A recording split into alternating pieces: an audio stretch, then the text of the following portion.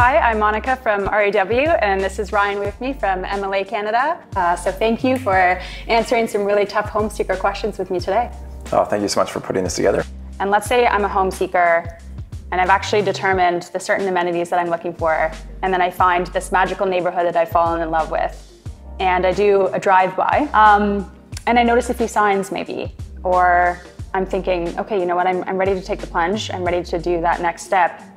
What is that big next step? What are those possible multiple next steps? I think one of the biggest challenges as you begin to jump into the marketplace, especially with pre-sale, is that it feels like a really daunting next step, right? I always recommend the very first step, just call the number on the sign out. If that has an MLA logo on it, I guarantee you that the person that is on the other end of that call, they have spent a great amount of time and energy attempting to understand everything that you're looking for and making sure that that process from start to finish feels seamless and feels like you've been very well supported. So call the number. And then I would say after that, think about some of the other partners that you could bring into that transaction to really support you. Having the perspective of a local real estate agent, that's always valuable, right? They'll be able to offer Love that you say local. Local. I think local is important, right? Someone that really understands that neighborhood. There's some incredible legal firms out there as well. A number come to mind that have just played pivotal roles, even for me. Like we see a lot of real estate, and there's been so many times that I've had an opportunity of reaching out to somebody that can really give a new perspective on something. Mortgage brokers, right? Like what's happening in the interest rate environment? What does that mean for you today? So understanding the official community plan, right?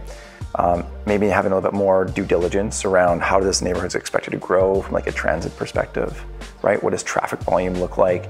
Any of those things that might have a little bit of an impact on your lifestyle, both today and then maybe in the future. Yeah, help you to better understand that built form, the character, where it came from, where it's going. Yeah, that's great context. Is there a suggestion that you might have for someone who really wants to do a thorough due diligence on that process of being a home seeker and perhaps even being interested in a pre-sale and wanting to take that step, but not understanding where to start, or if they do know where to start, where is it that they look? What critical pieces of information should they know to make that decision to proceed with that? Oh, yeah. So first of all, I love this question because where we spend the bulk of our time as an organization is really attempting to understand on our sales floors, what are our home buyers looking for, right? What are their needs? And we do our very best to aggregate information from what we've come to learn about those that purchase properties from us. And then we bring that to the front lines of how we design buildings, right? And so the first step that I think that a home buyer has to consider when they're thinking about buying a home is start with yourself, right? What is it that you're looking for, right? And you have to have a long perspective of that as well, right? So, or where I would recommend home buyers to start is start to think about what do you think your lifestyle will look like?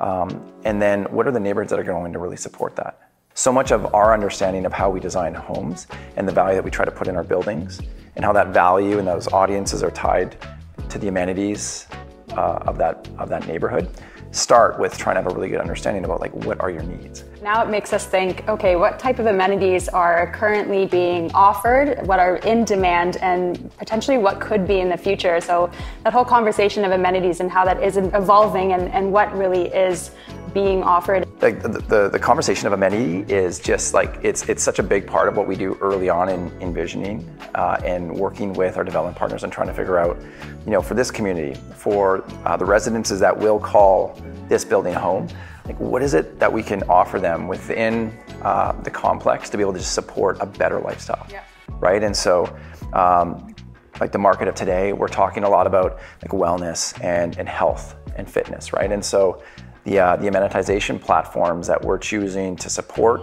residents with really center kind of around those concepts.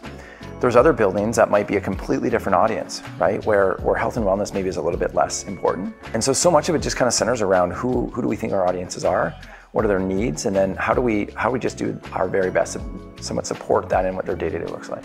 Ryan, thank you so much for joining us today for these chats. There are many more topics that we will be discussing, but really nice to hear your perspective and opinion. It was a pleasure. Thank you.